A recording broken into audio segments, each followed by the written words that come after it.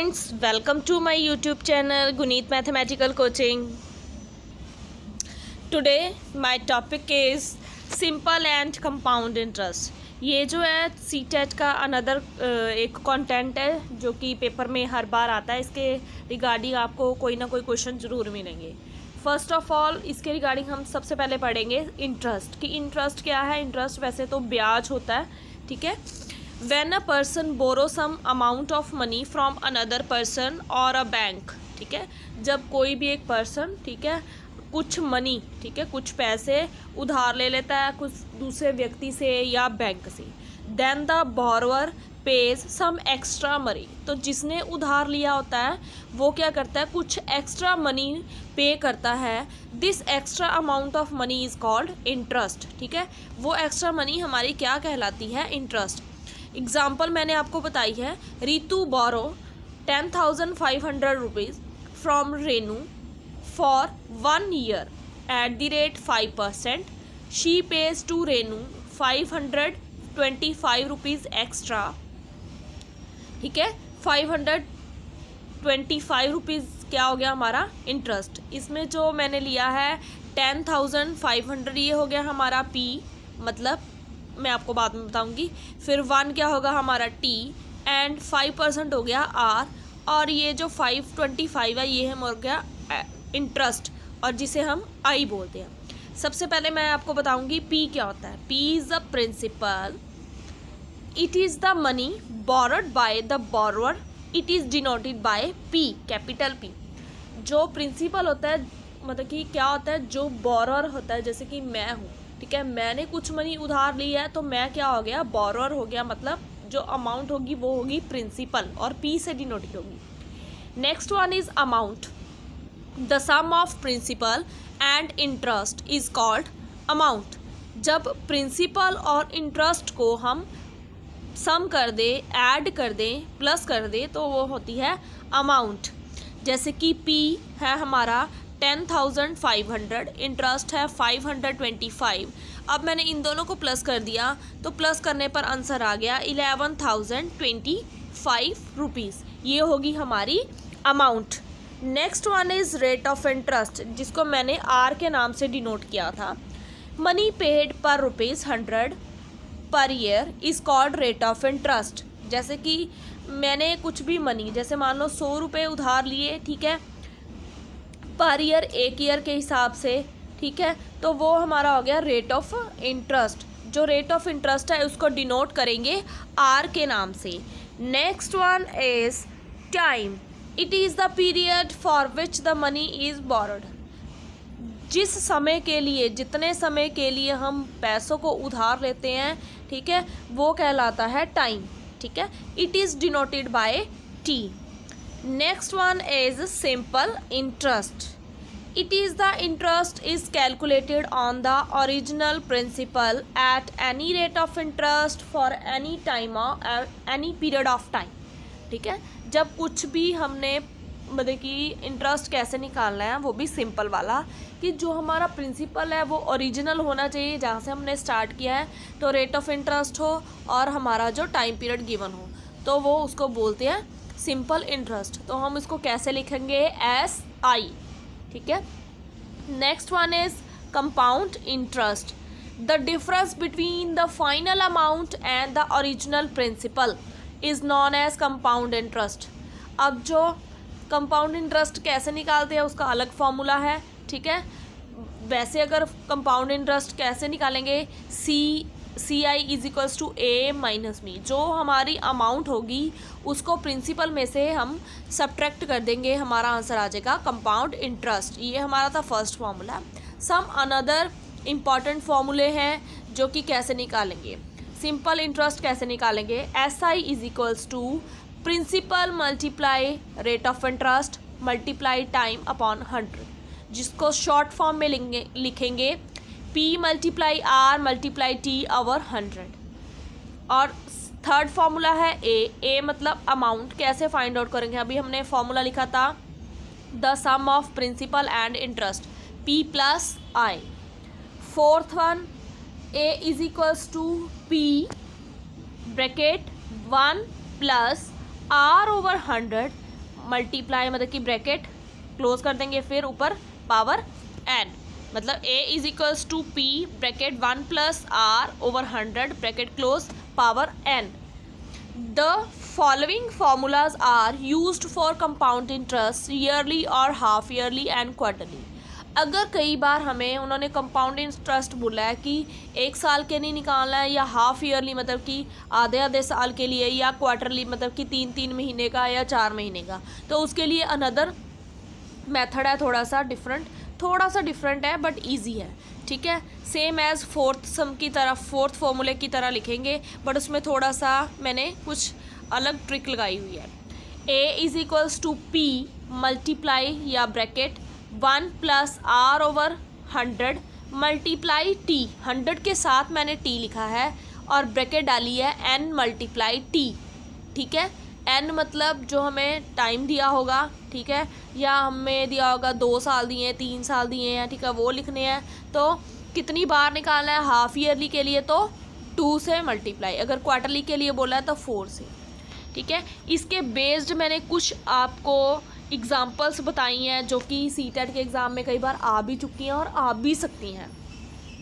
Some problem based on SI और CI। Find the SI on ₹200 for 5 year at rate 6% per एनुअम। एनुअम का मतलब annually count करेंगे, मतलब कि 1 ईयर के लिए, पर ईयर के लिए। सोल्यूशन क्या है, गिवन है P हमको 200, 5 ईयर मतलब हमें टाइम दिया है T, रेट ऑफ इंटरेस्ट है 6 ईयर। ये तो सिंपल फार्मूला है, उन्होंने बोला है SI का निकालो। SI is equals to P multiply R multiply T over 100, तो मैंने 200 मल्टीप्लाई 6 मल्टीप्लाई 5 ओवर 100 लिख दिया, मैंने 0 से 0 कट कर दी, तो आंसर आ गया 60 रुपीज़। ये तो हमारा बिल्कुल ही ईजी वे में किया हुआ SI था। Next one is example, in what time ₹1200 will became ₹1450 when annual rate of interest is 20%। अब उन्होंने बोला कि जो हमारा 1200 रुपीज़ है वो 1450 कब हो जाएंगे अगर एनुअल रेट ऑफ इंटरेस्ट 20% हो, तो टाइम कितना लगेगा। इसमें हमने टाइम को फाइंड आउट करना है। P दिया हुआ है, R दिया हुआ है, A दिया हुआ है। अब हमने A दिया हुआ है, P भी दिया हुआ है, और इसमें से मैं सिंपल SI निकालूंगी। उसका फॉर्मूला आपको पता है, A is equals to P plus SI होता है, ठीक है, ऐसे ही है ना, प्लस करते हैं। तो मैंने प्लस की जगह इसको राइट साइड की जगह लेफ़्ट साइड पे लेगी, तो आंसर आ गया 250। SI हमारा 250 निकल आया। तो सिंपल अगेन फार्मूला लगाया, P multiply R multiply T over 100, ऐसे ही 0 से 0 कट कर दी, तो आंसर आ गया 250 is equals to 240 multiply T। Then again 240 को मैंने 250 से डिवाइड कर दिया, आंसर आ गया 1, ठीक है, मिक्स्ड फ्रैक्शन में लिखूंगी 1 ओवर 24 ईयर, ठीक है। टाइम हो गया 1 ईयर और 1 मंथ 24 मंथ्स, ठीक है। Next one is third example, find compound interest on ₹5000 for 2 year at rate 10% पर एनुअम कंपाउंडेड हाफ ईयरली। अभी मैंने आपको बोला था कि अगर हाफ ईयरली आगा तो आपने 100 को नीचे से T से मल्टीप्लाई कर देना है और N को भी T से मल्टीप्लाई करना है।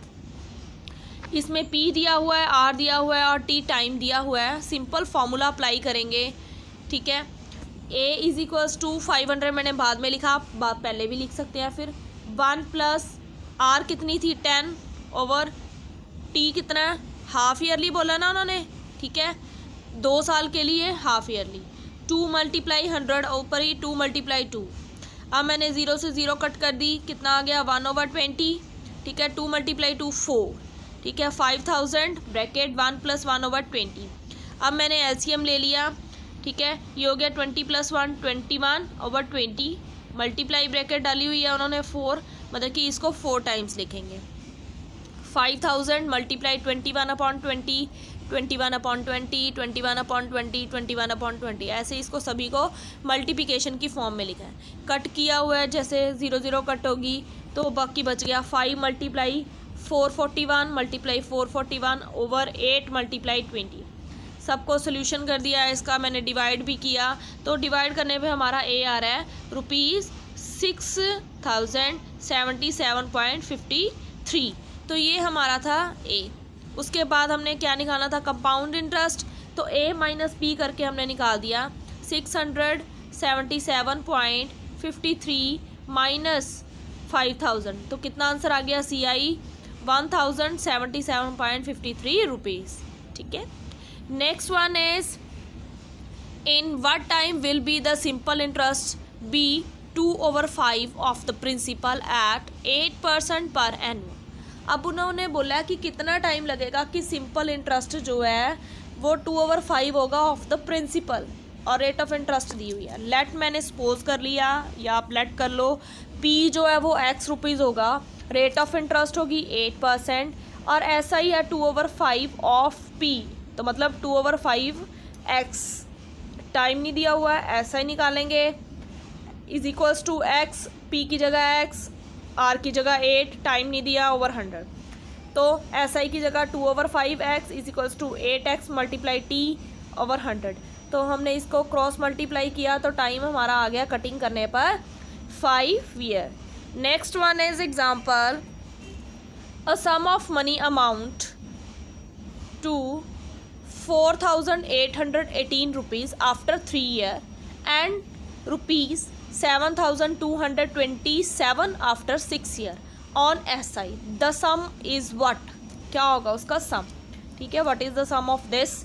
उन्होंने दो अमाउंट्स दी हुई हैं, 2 प्रिंसिपल दिए हुए हैं, 2 बार टाइम दिया हुआ है। ठीक है, रेट ऑफ इंटरेस्ट हमें दी नहीं है, और उन्होंने बोला कि आपने अमाउंट निकालनी है कितनी होगी। फर्स्ट ऑफ ऑल इसमें 2 केस बनेंगे। फर्स्ट केस बन रहा है A is equals to P multiply bracket 1 + r over 100 over bracket में ओवर एंड पावर। तो मैंने सिंपल इसको लिख दिया और इक्वेशन नंबर 1 बना दिया। सेकंड मैंने सेम ऐसे किया, इक्वेशन नंबर 2 बना दूंगी वैल्यूज पुट करके।